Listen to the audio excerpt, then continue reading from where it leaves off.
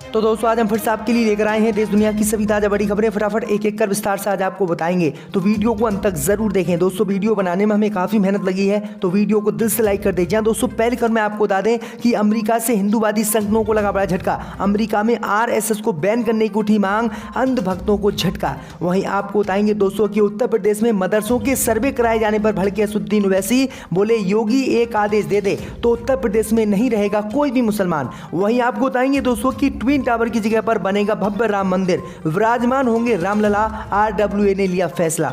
वहीं आपको बताएंगे दोस्तों कि मुसलमान से हिंदू बनकर बुरी तरह से पछता रहे हैं वसीम रिजवी, बोले हिंदू धर्म अपनाने के बाद मुझे नहीं हुआ कोई भी फायदा, मैं कर लूंगा कभी भी खुदकुशी। वहीं आपको बताएंगे दोस्तों कि 2024 में आमने सामने होंगे मोदी और नीतीश कुमार, पटना में लगे मोदी के खिलाफ पोस्टर। वहीं आपको बताएंगे दोस्तों कि केजरीवाल ने भाजपा पर बोला हमला, कहा सिसोदिया पर सीबीआई की छापेमारी के बाद गुजरात में आपका 4% बढ़ा है वोट प्रतिशत। तो दोस्तों सभी खबरों को आपको एक एक कर बताने वाले हैं। वीडियो को लाइक कर चैनल को सब्सक्राइब कर दें और हमें कमेंट करके बताएं कि आपके जिले किस राज्य से हमारी खबरों को देख रहे हैं। इसी बीच पर तो दोस्तों अगली खबर की ओर, तो अमेरिका में हिंदूवादी संगठनों को लगा बड़ा झटका। अमेरिका में आरएसएस को बैन करने की उठी मांग। चाहे दोस्तों आपको बता दें ये बड़ी खबर सामने निकल कर आई दोस्तों की अमेरिका में आज उन हिंदूवादी नेताओं को झटका लगा है जो आरएसएस से जुड़े हुए हैं। दरअसल आपको बता दें कि अमेरिका में पहली बार आरएसएस को बैन करने की मांग उठी है, जिसके बाद हिंदूवादी संगठनों को बड़ा झटका अमेरिका में लगा है। दरअसल आपको बता दें कि बाबरी मस्जिद तोड़ने के मामले में आरोपी रही और मुसलमानों के खिलाफ भड़काऊ भाषणों के लिए कुख्यात साध्वी ऋतुभरा को अमेरिका में प्रवचन के लिए बुलाए जाने पर इंडियन अमेरिका मुस्लिम काउंसिल ने जमकर अमेरिका में विरोध जताया है। अमेरिका के सबसे बड़े एडवोकेसी संगठन के अध्यक्ष सैयद अली ने इसे अमेरिका में हिंदुत्ववादी जहर फैलाने के लिए आरएसएस का प्रोजेक्ट बताया है और अमेरिकी विदेश विभाग से इनका वीजा तुरंत रद्द करने की मांग की है और कहा है कि आरएसएस का कोई भी व्यक्ति अमेरिका आता है या कोई भी प्रोग्राम करता है तो उसे तत्काल गिरफ्तार किया जाए और इसे जेल में डाला जाए। दरअसल आपको बता दें कि साध्वी ऋतुभरा के प्रवचन का आयोजन 30 और 31 अगस्त को अमेरिका के जॉर्जिया के नारक्रास स्थित एक मॉल में होना था। जैसे ही इसकी जानकारी मुस्लिम संगठनों को पड़ी तो उन्होंने इसका विरोध किया और ऋतुभरा का वीजा रद्द करने की मांग की। तो ये बड़ी अपडेट आई दोस्तों कि अमेरिका में हिंदूवादी संगठनों को ये बड़ा झटका आज लगा है। इसी बीच पर तो दोस्तों अगली खबर की ओर, तो उत्तर प्रदेश में मदरसों के सर्वे पर भड़के असदुद्दीन ओवैसी, बोले एक आदेश दे दो कोई मुसलमान नहीं रहेगा। जब दोस्तों आपको बता दें कि उत्तर प्रदेश की योगी आदित्यनाथ सरकार ने गैर मान्यता प्राप्त मदरसों के सर्वे का फैसला उत्तर प्रदेश में लिया। सरकार के इस निर्णय पर विवाद भी छिड़ गया है और असदुद्दीन ओवैसी भी इसमें कूद गए हैं। योगी सरकार के फैसले पर सवाल उठाते हुए ओवैसी ने कहा कि ऐसा ही है तो फिर आदेश जारी करना चाहिए कि अब कोई मुसलमान नहीं रहेगा। उन्होंने कहा कि योगी सरकार का यह फैसला मनमाना है और मुसलमानों को सक्की नजर से देखने की कोशिश है। आगे ओवैसी ने कहा है कि ये छोटा एनआरसी जैसा फैसला है। ओवैसी ने कहा है कि सरकार जिन मदरसों को कोई मदद नहीं देती है उनकी जांच कराने का हक उसके पास नहीं है। ओवैसी ने आगे कहा कि जिन मदरसों से सरकार का कोई लेना देना नहीं है उनका सर्वे आखिर सरकार क्यों करा रही है। मदरसा बोर्ड से मान्यता प्राप्त संस्थानों को ही सरकार मदद देती है, उनकी ही जाँच करा सकती है। हैदराबाद के सांसद ओवैसी ने आगे कहा कि संविधान के आर्टिकल 30 के तहत अल्पसंख्यकों को अपने संस्थान चलाने का हक है। उन्होंने कहा है कि ये सर्वे नहीं बल्कि छोटा एनआरसी है। वहीं इस विवाद पर विवाद छिड़ने के बाद योगी सरकार में अल्पसंख्यक कल्याण मंत्री दानिश आजाद अंसारी ने सरकार का मकसद बताया और आखिरकार क्यों मदरसों को सर्वे कराने का फैसला लिया गया है ये भी उन्होंने बताया है। तो ये बड़ी अपडेट आई दोस्तों कि असदुद्दीन ओवैसी योगी के फैसले से नाराज हो गए। इसी बीच पर तो दोस्तों अगली खबर की ओर, तो मुसलमान से हिंदू बने वसीम रिजवी का छल का दर्द, बोले हिंदू बनकर मुझे नहीं हुआ इतना सा भी लाभ। जब दोस्तों आपको बता दें कि मुस्लिम धर्म छोड़कर हिंदू धर्म अपनाने वाले वसीम रिजवी उर्फ जितेंद्र त्यागी इस वक्त डिप्रेशन में हैं। इस बात की जानकारी उन्होंने एक वीडियो शेयर करके दी। जो वीडियो उन्होंने शेयर किया उसमें वह खुदकुशी करने की बात कर रहे हैं। वसीम रिजवी का कहना है कि सनातन धर्म में वापसी पर उन्हें वो प्यार और मोहब्बत नहीं मिली जो उनके पुराने रिश्तेदारों को घर वापसी पर मिलती है। हालांकि वीडियो में सनातन धर्म अपनाने की वह पैरवी भी कर रहे हैं। वसीम रिजवी उर्फ जितेंद्र त्यागी ने कहा कि बहुत से लोग उन्हें फ़ोन कर रहे हैं और कह रहे हैं कि आपने सनातन धर्म क्यों अपनाया, आपको सनातन धर्म में जाकर क्या मिला। इसको लेकर रिजवी ने कहा है कि जब उन्होंने सनातन धर्म अपनाया था तब वे बहुत परेशान थे क्योंकि वे हर वक्त आतंकी गतिविधियों और इस्लामिक जिहाद और इस्लाम में दी जा रही कट्टरपंथी शिक्षा व इस्लामिक क्रूरता के बारे में सोचते थे। वसीम रिजवी उर्फ जितेंद्र त्यागी ने कहा है कि 1400 साल पहले पता नहीं था कि कितनी नस्लों के बाद उनकी घर वापसी हुई है। हम सनातन धर्म से बहुत पहले प्रभावित थे। महादेव, भगवान कृष्ण और हिंदू संस्कृति उन्हें बहुत ज़्यादा पसंद थी। आगे वसीम रिजवी ने कहा है कि मैं तो हिंदू धर्म में आने के बाद बहुत खुश होता, लेकिन जैसे ही मैंने हिंदू धर्म अपनाया तो मुझे खुशी नहीं मिली और मैं हिंदू धर्म अपनाने के बाद खुश नहीं हूँ और मैं कभी भी अपनी खुद खुशी कर सकता हूँ। तो ये बड़ी अपडेट आई दोस्तों कि वसीम रिजवी हिंदू धर्म अपनाकर फंस गए। इसी बीच पर तो दोस्तों अगली खबर की ओर, तो ट्विन टावर की जगह पर बनेगा भव्य राम मंदिर, विराजमान होंगे रामलला, RWA का फैसला।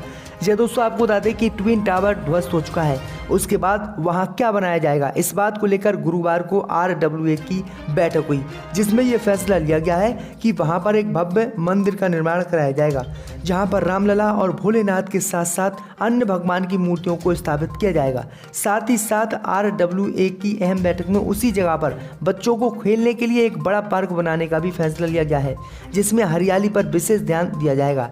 वहीं RWA की मीटिंग में इस बात पर फैसला लेने की बात कही है और ये कहा गया है कि सभी सोसाइटी वासियों को भी यही मर्जी है। तो ये बड़ी अपडेट आ रही दोस्तों कि ट्विन टावर की जगह पर अब मंदिर बनेगा। यहाँ पर अस्पताल बनाने की लोगों को जरूरत थी, लेकिन अस्पताल की जगह यहाँ पर मंदिर बनाया जा रहा है। आपकी क्या राय है, यहाँ पर मंदिर बनना चाहिए या अस्पताल, हमें कॉमेंट करके जरूर बताएं। इसी बीच पर तो दोस्तों अगली खबर की ओर, तो 2024 में आमने सामने होंगे प्रधानमंत्री मोदी और CM नीतीश कुमार, पटना में लगे पोस्टर। जय दोस्तों, आपको बता दें कि बिहार के मुख्यमंत्री नीतीश कुमार के 2024 के लोकसभा चुनाव में विपक्ष का साझा प्रधानमंत्री उम्मीदवार बनने की चर्चाओं के बीच पटना में JDU दफ्तर के बाहर कुछ पोस्टर लगे हैं। आज लगाए गए पोस्टरों में जो लिखा है उसे देखकर ऐसा लग रहा है कि नीतीश कुमार 2024 में विपक्ष के साझा उम्मीदवार होंगे। राजधानी पटना में लगे एक पोस्टर में लिखा है कि प्रदेश में दिखा देश में दिखेगा और दूसरे पर लिखा है कि आश्वासन नहीं सुशासन। नीतीश कुमार विपक्ष का चेहरा होंगे या नहीं, इस पर JDU का कहना है कि नीतीश में प्रधानमंत्री बनने के सारे गुण हैं, लेकिन वो उम्मीदवार नहीं है। लेकिन पटना में जो पोस्टर लगे हैं वो प्रधानमंत्री रेस की ओर इशारा कर रहे हैं। एक पोस्टर में BJP को जवाब देते हुए देखा जा सकता है, जिसमें लिखा है कि नीतीश है तो सुशासन है। तो ये बड़ी अपडेट आई दोस्तों कि बिहार में नीतीश कुमार प्रधानमंत्री पद के उम्मीदवार हो सकते हैं और 2024 में प्रधानमंत्री मोदी और CM नीतीश कुमार आमने सामने हो सकते हैं। इसी बीच पर तो दोस्तों अगली खबर की ओर, तो केजरीवाल का भाजपा पर कटाक्ष, बोले सिसोदिया पर CBI की छापेमारी के बाद गुजरात में आपका 4% बढ़ा वोट प्रतिशत। जब दोस्तों आपको बता दें कि पिछले कई दिनों से आम आदमी पार्टी पर सियासी संकट जारी था और बताया जा रहा था कि केजरीवाल की आबकारी नीति पर विपक्ष जमकर चढ़ाई कर रहा था।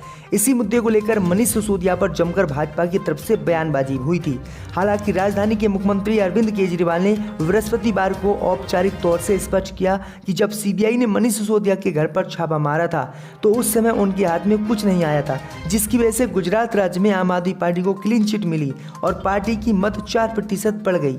आपके राष्ट्रीय संयोजक ने दिल्ली विधानसभा में विश्वास प्रस्ताव पर चर्चा के दौरान कहा कि अगर सिसोदिया को गिरफ्तार किया जाता तो ये मत प्रतिशत 6% तक बढ़ जाएगा। केजरीवाल ने दावा किया है कि CBI ने सिसोदिया के आवास पर छापा मारा, उनके गांव गई तथा उनके बैंक लॉकर की तलाशी ली। CBI के लोग कहते हैं कि उन्हें सिसोदिया के खिलाफ कुछ नहीं मिला, लेकिन उन पर उन्हें गिरफ्तार करने का दबाव है। वहीं आगे उन्होंने कहा है कि प्रधानमंत्री अगर इतने ईमानदार हैं तो वो हमें क्यों परेशान कर रहे हैं। आगे जो है केजरीवाल ने कहा है कि जब CBI सिसोदिया के यहाँ पर छापेमारी कर रही थी तो गुजरात में आम आदमी पार्टी का वोट प्रतिशत 4% और बढ़ गया और लोगों को सबसे ज्यादा पसंद हम लोग यहाँ पर आ रहे हैं। इसी बीच पर तो दोस्तों अगली खबर की ओर, तो ईसाई संस्थानों और पुजारियों पर कथित हमलों पर सुप्रीम कोर्ट हुआ सख्त, गृह मंत्रालय को दिए सख्त निर्देश। जब दोस्तों आपको बता दें कि सुप्रीम कोर्ट ने गृह मंत्रालय को ईसाई संस्थानों और पुजारियों पर कथित हमलों पर उठाए गए कदमों पर उत्तर प्रदेश, छत्तीसगढ़, हरियाणा, उड़ीसा, मध्य प्रदेश, बिहार, कर्नाटक और झारखंड से सत्यापन रिपोर्ट प्राप्त करने का आदेश दिया है। सुप्रीम कोर्ट का कहना है कि इन राज्यों के मुख्य सचिवों को FIR दर्ज करने, जांच की स्थिति, गिरफ्तारी और चार्जशीट दाखिल करने के संबंध में जानकारी देना सुनिश्चित करना चाहिए।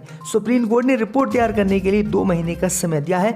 जस्टिस DY चंद्रचूड़ और जस्टिस हिमा कोहली की पीठ ने मामले की सुनवाई की। पीठ ने कहा कि व्यक्तियों पर हमले का मतलब ये नहीं है कि ये समुदाय पर हमला है। हालांकि अगर इस मुद्दे को PIL के जरिए उठाया गया तो ऐसी किसी भी घटना के दावे की जांच करनी चाहिए। वहीं आपको बता दें कि इस पर सॉलिसिटर जनरल तुषार मेहता ने कहा कि सत्यापन करने पर जनहित याचिका में उठाए गए ज्यादातर मामले झूठे पाए गए हैं। ये मुद्दा एक वेब पोर्टल पब्लिक आर्टिकल पर आधारित है। उन्होंने कहा कि इस तरह की जनहित याचिका में कोर्ट को आदेश जारी नहीं करना चाहिए। इस पर पीठ ने राज्य से रिपोर्ट मांगने के लिए गृह मंत्रालय के 2 महीने का समय दिया है। तो ये बड़ी अपडेट आ रही दोस्तों कि ईसाई संस्थानों पर हुए हमले को लेकर काफी सुप्रीम कोर्ट सख्त हो गया है। उत्तर प्रदेश में जब कोरोना की दूसरी लहर आई थी तब लोगों को जलाने के लिए लकड़ी पैदा नहीं हुई थी। किनारे जो है सबों को दफनाया